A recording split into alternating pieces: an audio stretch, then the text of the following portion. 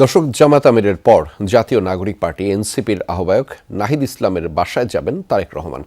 সেখানে রয়েছেন সহকর্মী রিয়াজ রায়হান। সেখানকার সবশেষ তথ্য জানাতে তিনি ইতিমধ্যে আমাদের সাথে যুক্ত রয়েছেন। রিয়াজ, সাক্ষাতের প্রস্তুতি আপনি কেমন দেখছেন? নিশ্চয়ই সেখানে এনসিপির সমর্থকদেরও ভিড় আছে। কি প্রস্তুতি এবং কি অবস্থা দেখছেন মূলত সেখানে? আমার অথেন্টিক ব্রাজিলিয়ান কফি।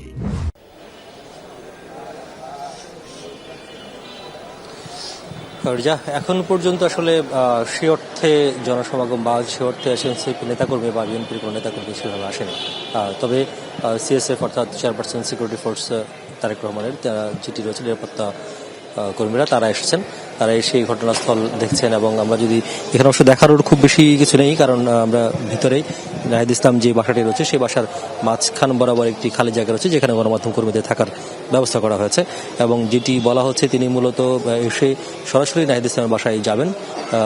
সেই বাসা থেকে তারা সাক্ষাৎ পর্ব শেষে তারপর তিনি আবার বের হয়ে চলে যাবেন। তবে গণমাধ্যমের সঙ্গে নাহিদ ইসলামের কথা বলার কথা শোনা যাচ্ছে, যদিও এখন পর্যন্ত এনসিপির পক্ষ থেকে সেটি নিশ্চিত করা হয়নি। তবে দু একজন যারা এসেছিলেন তারা যদি বলছেন যে তারেক রহমানের এই যে বিরোধী মতের বা বিরোধী দলের যারা বিজয়ী হয়েছেন তাদের বাসায় বা নেতাদের বাসায় গিয়ে শুভেচ্ছা জানানো বা সৌজন্য সাক্ষাৎ, সেটি রাজনীতির ক্ষেত্রে একটি অন্যতম গুরুত্ব বহন করে। কারণ এর আগে বিজয়ী দলের প্রধান বা সংসদ নেতা হতে যিনি যাচ্ছেন সেই নেতারা আসলে কখনোই বিরোধী নেতাদের বা বিরোধী দলের নেতা উপনেতা যারা হচ্ছেন তাদের বাসায় কখনো গিয়েছেন বলে অন্তত আমার জানা নেই।